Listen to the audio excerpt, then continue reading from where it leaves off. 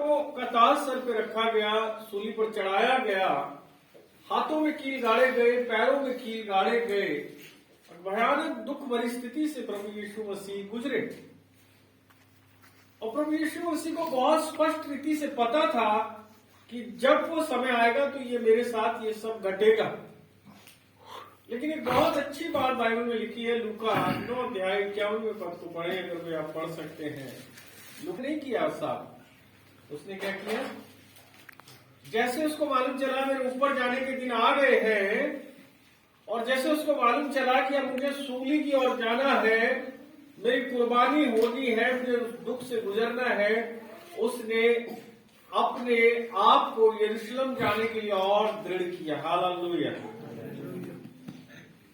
प्रभु के लोगों, बहुत बार हमारे सामने बहुत से उद्देश्य होते हैं जिन्हें परमेश्वर हमें देता है, इन्हें पूरा करना है, और वो बहुत कठिन होते हैं, बहुत मुश्किल होता है, आसान नहीं होता है।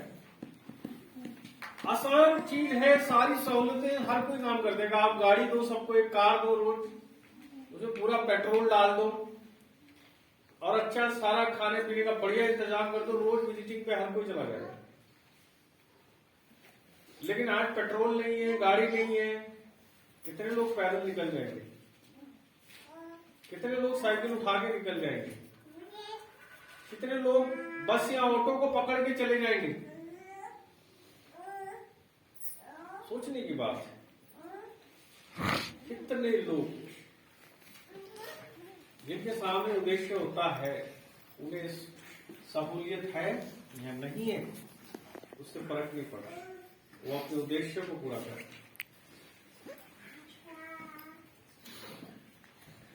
मेरा एक दोस्त था नंदन, उसके पिताजी ने कहा अगर तू ये देखना चाहता है कि तेरा सच्चा दोस्त कौन है, तो एक बार रिलेशनशिप बिगाड़ के देख, जो वापस आएगा वो तेरा सच्चा दोस्त है, और जो वापस नहीं लौटेगा वो तेरा था ही नहीं।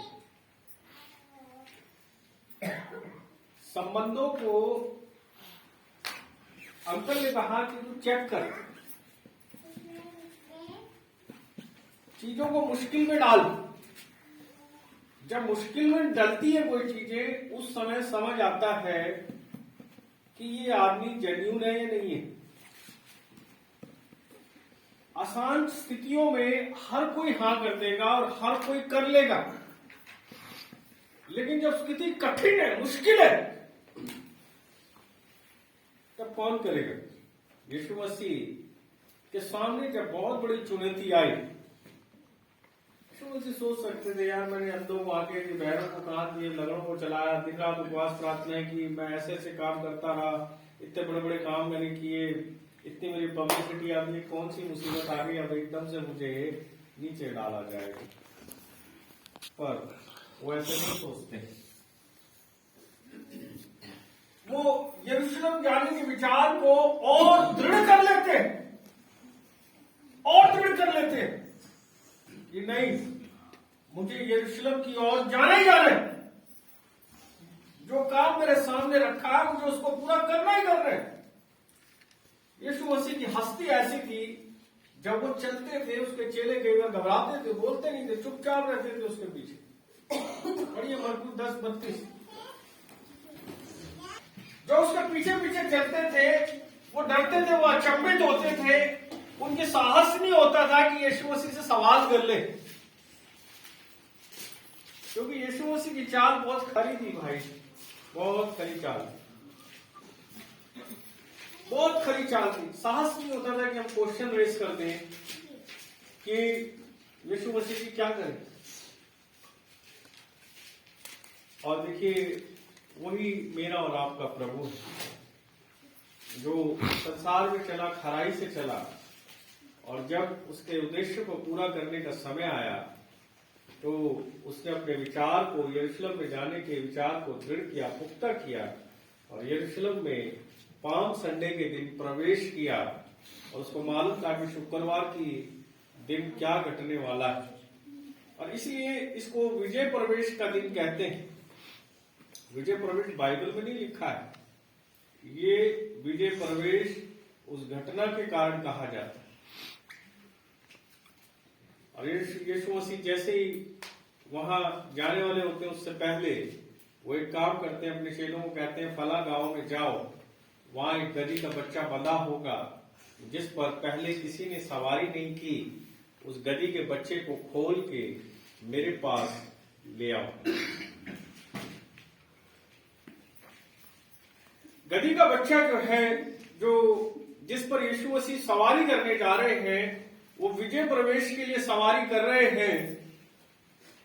वो गधी का बच्चा जो है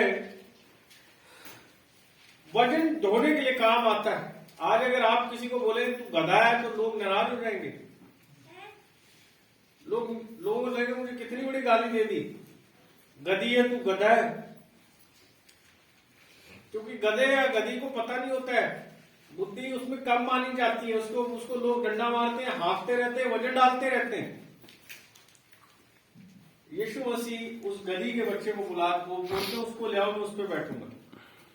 हम भी इस संसार में गधों के समान थे, जिन पर यीशु मसीह ने जिनके जीवन में आना चाहा, हमें अपनी सवारी बनाना चाहा। धन्य है वो गधी का बच्चा जिस पर यीशु मसीह बैठकर विजय प्रवेश के लिए यरूशलेम में प्रवेश करते हैं। चेले उसकी बात को तुरंत मानते हैं। लिखा है जैसा यीशु ने कहा चेलों ने वैसा ही किया।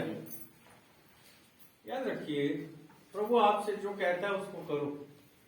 याद रखिए, संसार की दृष्टि में हम गधे हो सकते हैं, लेकिन परमेश्वर हमें अपनी महिमा के लिए इस्तेमाल करता है, महत्वपूर्ण कामों के लिए इस्तेमाल करता है।